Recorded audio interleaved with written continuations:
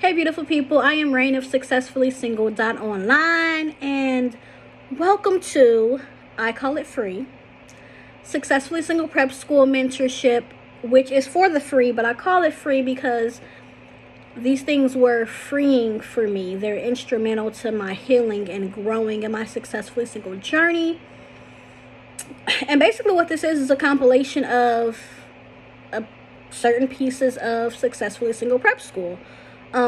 Prep School is a course I created a few years ago, and I'm going to retire it.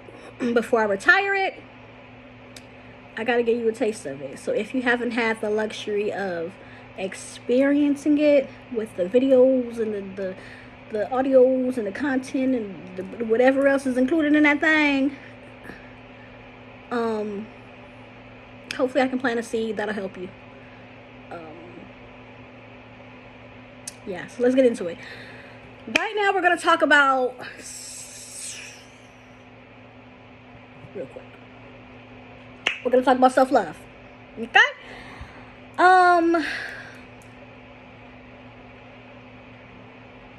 Let's get into self-love versus self-care. Let me first say that if you are not aware of the difference, that's perfectly fine. If you don't know how to practice self-love or self-care, that's perfectly fine. I hope this helps. I haven't heard the term self-love until, oh baby, I was up in there in my 20s. And I didn't quite get it. Thought I got it, didn't get it. When I heard self-care, thought I knew what it was, didn't really know. It's not just bubble baths and like getting pedicures and manicures and just like feeling pretty. No. It's not maintenance. No. Can be, but so I'm not going to get into what I have written down about it in the actual course, because I think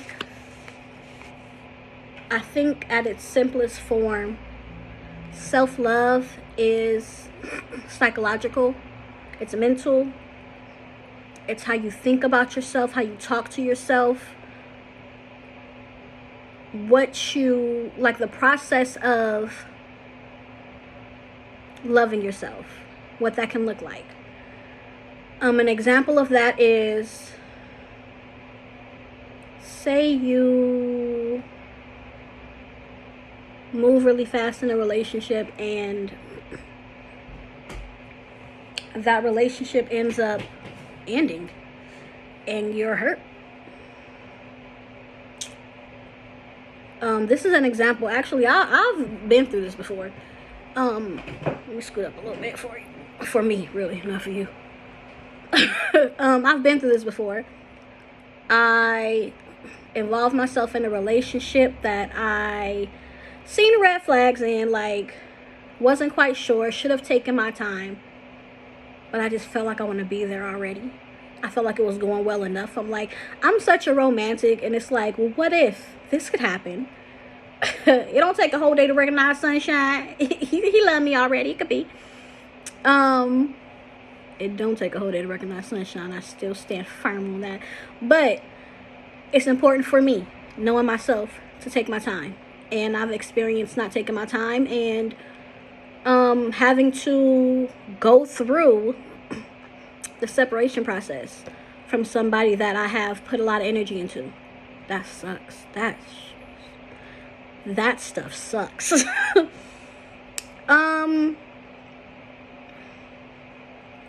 Self-love came in when I realized that it was time to move on. I used to blame myself. Like, you knew you shouldn't have did this. You knew you moved too fast. You shouldn't let him do this. You seen this red flag. You said, well, what if? Well, this could be. You did it again. I used to blame myself all the time.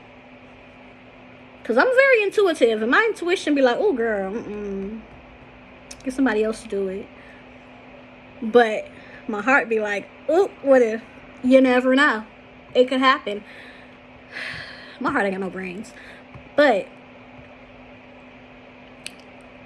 self-love came in when I changed the inner workings of how I talk to myself. Did I have that down? Because that's some good stuff right there.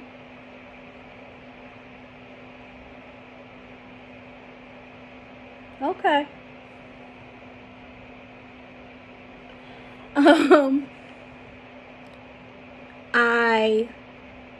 I learned some tools. I learned to give myself grace.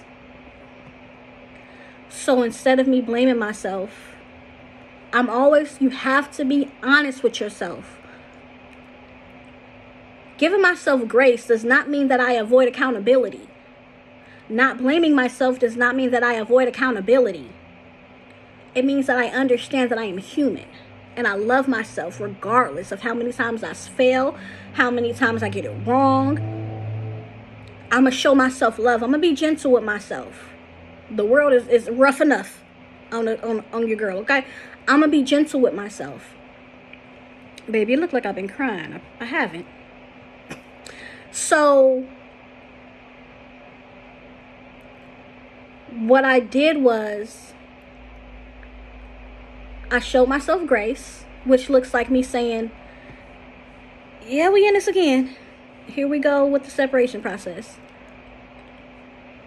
And this sucks, but how do we get here? I moved too fast. I seen those red flags and I just said, well, maybe. Well, what if?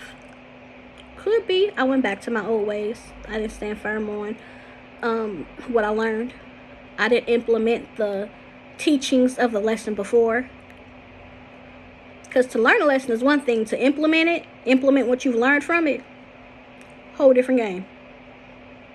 And I was honest with myself. This is how I got there. And then I let myself know, it's okay. You're human. And then I go a little deeper and I ask myself, why did I not pay attention to those red flags? Why did I move so fast? And I told myself, it's because you really wanted that love. It's because you really wanted that love story. It's because you're a romantic and you always think, well, it could happen. I get why you did it.